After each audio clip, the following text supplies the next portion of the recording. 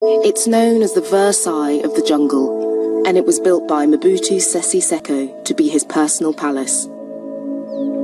25 years after his downfall, all that remains are these ruins in Kawele, in the northwest of the Democratic Republic of Congo. In that time, they have witnessed 2 civil wars.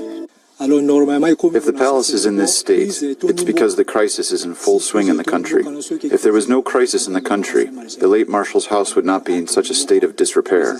It is accessible in several places, so thieves come from everywhere, from Wamba, from Ngoloma, to loot it. It's hard now to imagine it in its former glory, when dignitaries from around the world were received here by the former president.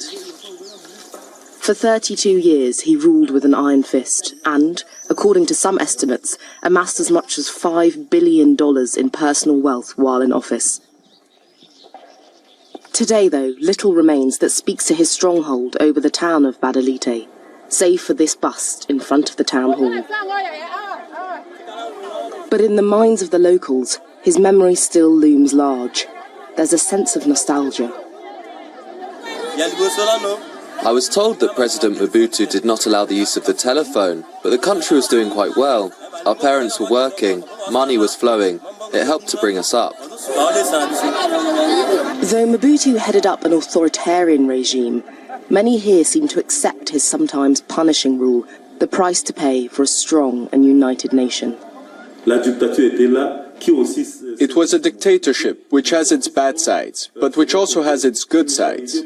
It helped us so that the country in its time evolved well, although there was the dictatorship. But now that there is democracy, I think that we have taken a step backwards, because there is no respect for the authorities, for the state.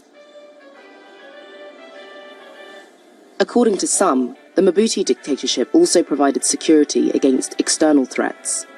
President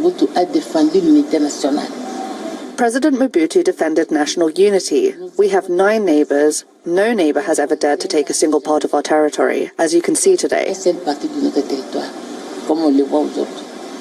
the 17th of May 1997, Mobutu was overthrown by a rebellion led by Laurent Désiré Kabila.